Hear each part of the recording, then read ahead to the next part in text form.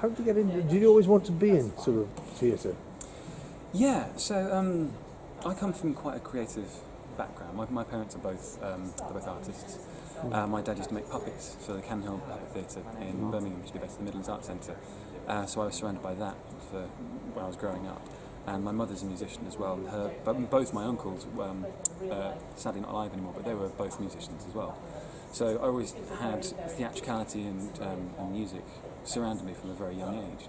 So it's only kind of a natural progression that I've ended up going into it, really. And I love it. It's a gift of a job to be able to do, to be able to come on stage, especially when we're doing stuff like this, like playing live music, because not everybody gets to do that.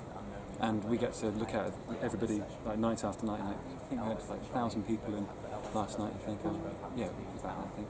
And they're all standing on their feet, having a wonderful time. Like aged 8 to 80, just up on their feet, having an incredible time. And it's just wonderful to be able to do that as your job.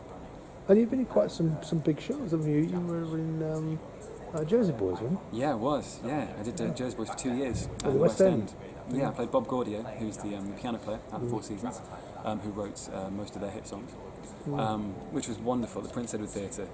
It's a brilliant musical. It's a brilliant part, and I got a lot of fun memories.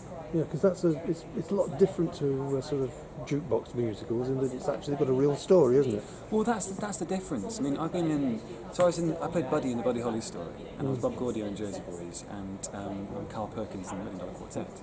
And people do call them jukebox musicals, but they're not really, because they're plays. They're about with music. They're plays with music. So Jersey Boys, if you take all the music away from it, this is why it's such a brilliant show actually. If you take all the music away from Jersey Boys, the book stands as a fantastic play. And then if you take the book away, the music stands as fantastic music. And we have a similar thing with this, like the story for Million Dollar Quartet is a real thing. It's an event that happened. So people come to see the show here, or wherever we are, and they go away going like, I didn't know who Carl Perkins was, and I didn't know that bit of information about Johnny Cash. So it's actually a bit more educational than just going to see a jukebox musical. And people don't know record producers, do they? Well, Sam Phillips is a sort of who? No, exactly. I mean, I didn't know who he was before doing this. I knew Sun Records. I knew what Sun Records was. People heard of that, but they don't know the man behind it. You know, and he's instrumental. Pardon the pun. That wasn't on purpose. He's instrumental in creating these people's careers. Like without him, there wouldn't have been an Elvis, there wouldn't have been a Johnny Cash, there wouldn't have been a Carl Perkins, there wouldn't have been a Jerry Lewis. Music would have been completely different. What's the show like? I mean, you were in it. I mean, what sort of show is it?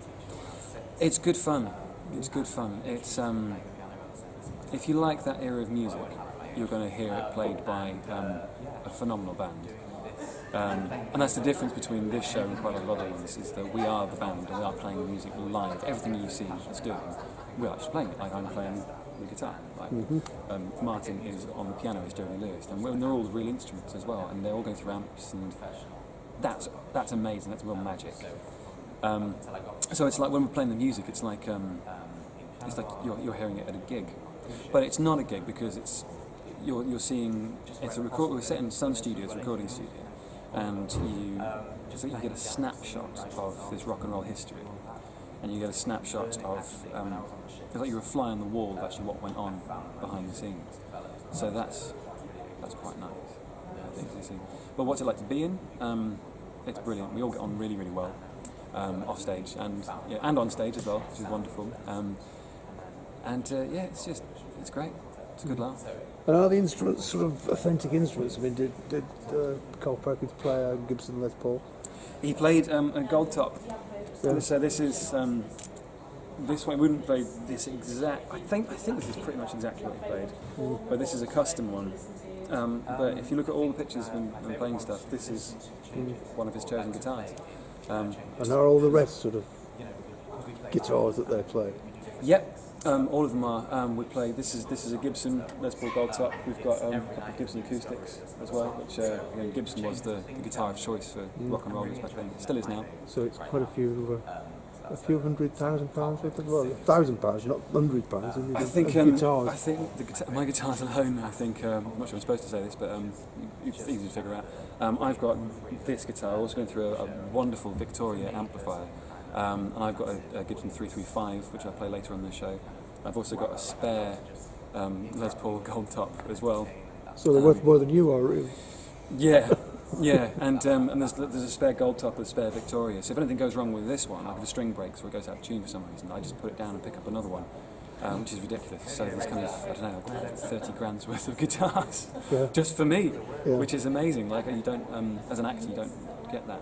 So very lucky. But it gives you the authenticity, because it gives you the same sound, and if you're using the same amps, you get that same sort of sound. You don't get that sound in modern amps, because modern amps are more sophisticated.